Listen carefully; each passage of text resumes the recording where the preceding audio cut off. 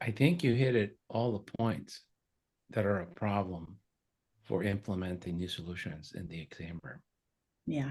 One is lack of time. If you were to follow the recommendations for all the screenings, family practice, internal medicine, pediatrician would spend 23 hours a day seeing their patients. There's no time. Yeah. Number two, we have a payment problem. We don't have the resources to add things into our workflow because there's just not enough money. Number three, there's a lack of knowledge.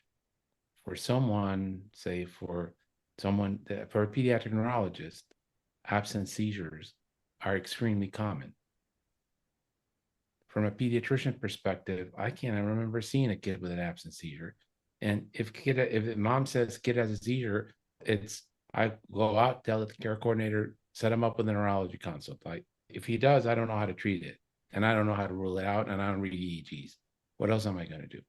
Yeah. So there's a lack of knowledge because we can't be knowledgeable about every subspecialty. The same thing happens in type 1 diabetes. People don't know how to diagnose it, they don't know how to screen for it, and it's not top of their mind.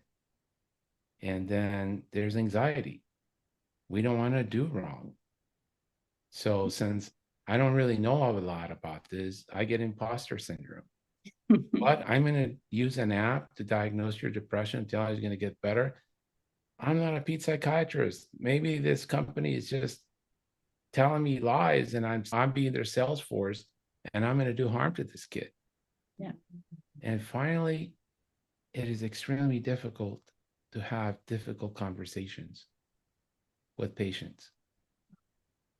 And difficult conversations are not just end of life care or your child is dead or your child has cancer. Even just telling a parent, I think your child has depression. And well, I'm not sure because I'm not a pediatric psychiatrist, but it looks very much like depression. And I want you to use this app. And they would I'd like to see a pediatric psychiatrist to confirm your diagnosis. That's going to take a year.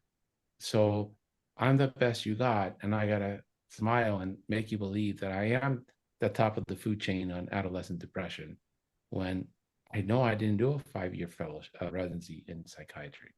Yeah. And so I think those are always there. And I used to think the pediatricians were just difficult and intransigent. But the more I studied the barriers, these are real tough barriers to overcome.